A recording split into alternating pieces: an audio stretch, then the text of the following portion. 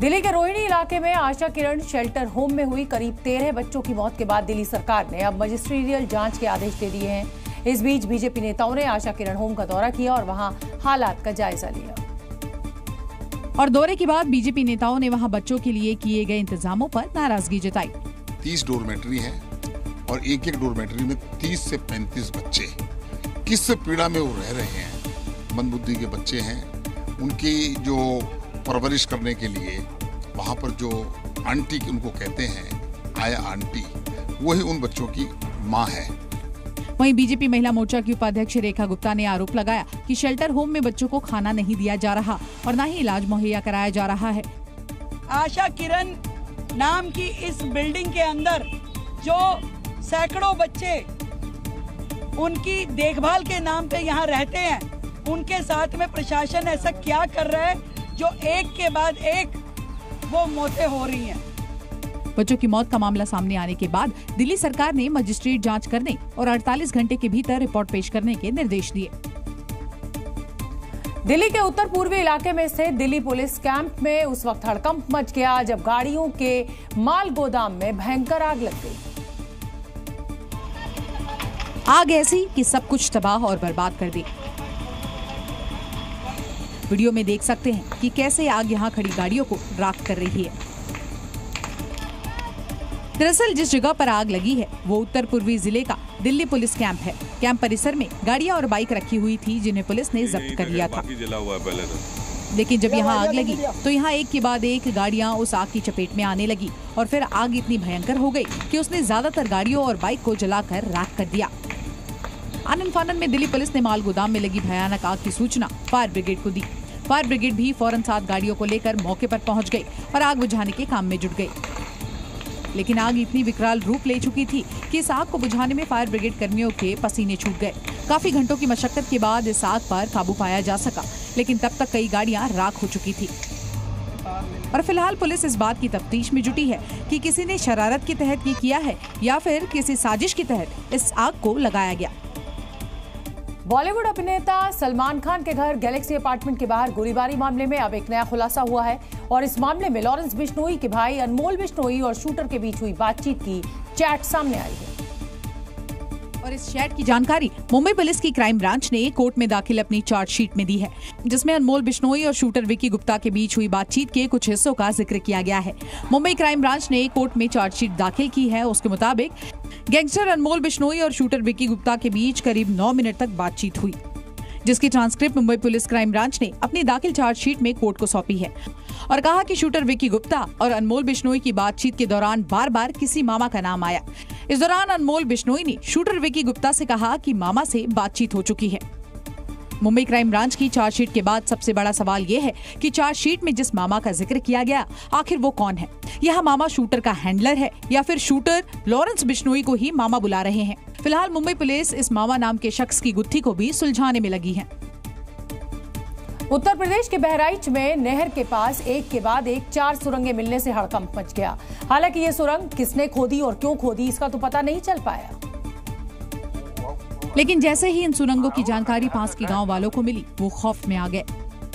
ये सुरंगें बहराइच के मेला सरैया गांव के पास नहर के किनारे मिली। इन सुरंगों का तब पता चला जब कुछ लोग सुबह के वक्त उस इलाके में टहलने के लिए गए थे।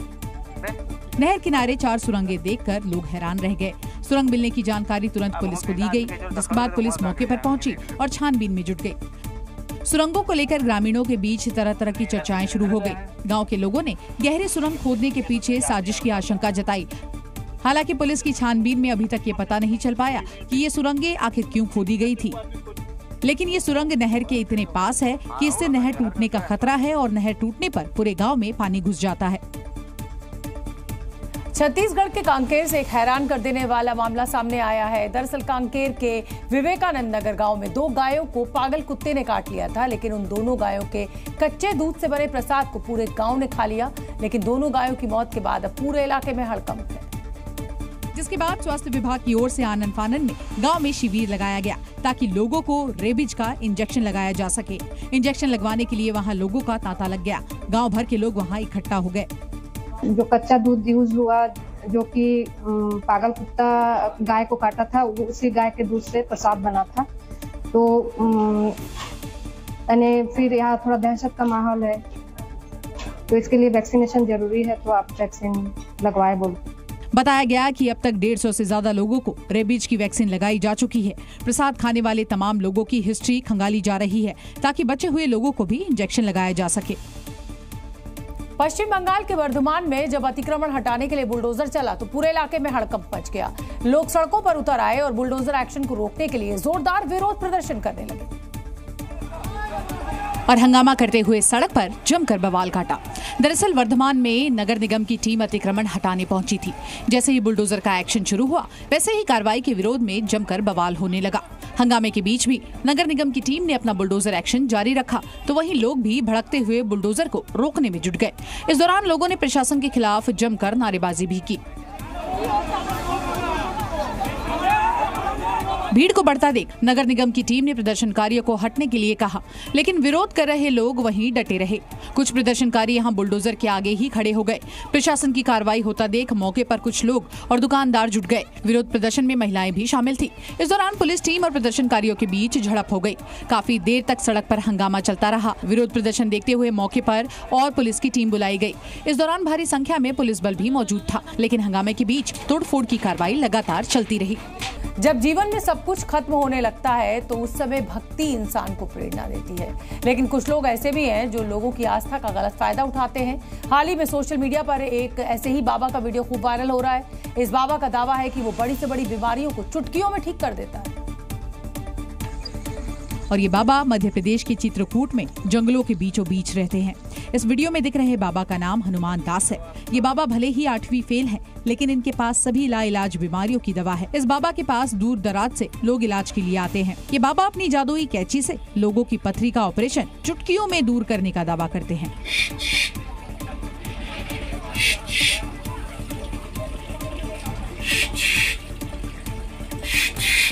बाबा हनुमान दास का बड़ा दावा है कि उनकी दिव्य शक्तियों से कैंसर जैसे रोग भी ठीक हो जाते हैं।